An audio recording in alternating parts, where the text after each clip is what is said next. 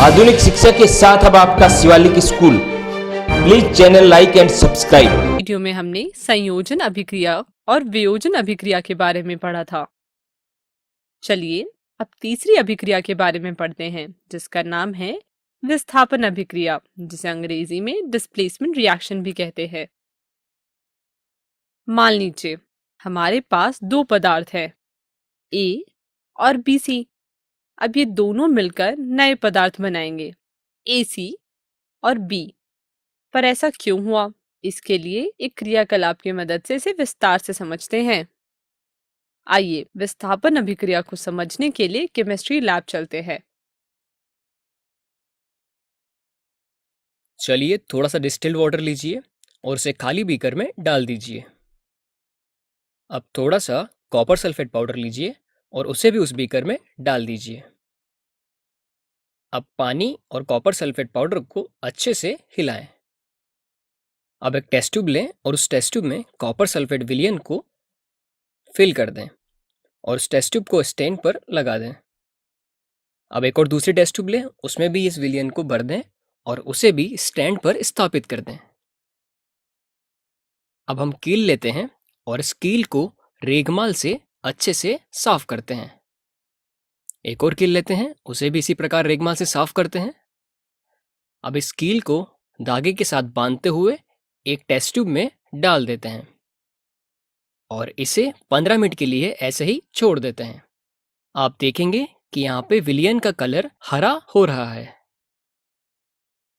अब जब 15 मिनट बाद आप कील को बाहर निकालेंगे तो आप देखेंगे कि कील का कलर भूरे रंग का हो गया है और सॉल्यूशन का कलर हरे रंग का। ऐसा इसलिए हुआ है क्योंकि फेरस आयन ने कॉपर आयन को विस्थापित कर दिया है। आइए अब इसे इस समीकरण के साथ समझते हैं। ऊपर दिखाए गए क्रियाकलाप में शामिल अभिक्रिया कुछ इस प्रकार है।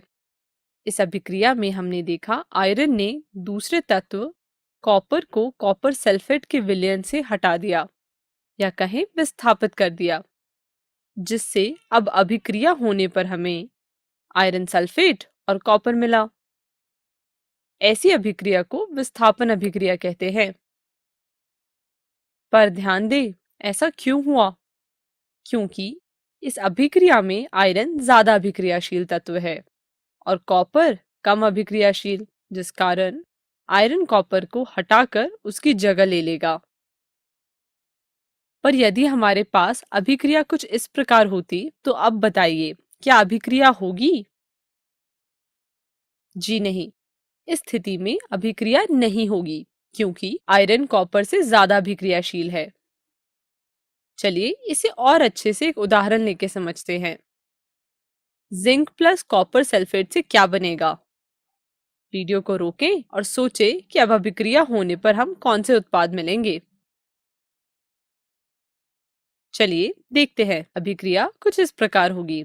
ध्यान दें, इस अभिक्रिया में भी जिंक ज्यादा अभिक्रियाशील तत्व है और कॉपर कम अभिक्रियाशील तत्व। इस अभिक्रिया को अब कॉपी में नोट कर लें। चलिए अब विस्थापन अभिक्रिया की परिभाषा भी लिख लेते हैं, जो कुछ इस प्रकार है। ऐसी अभिक्रिया जिसमें यौगिकों का एक तत्व दूसरे तत्व का स्थान ले लेता है, उसे विस्थापन अभिक्रिया कहा जाता है।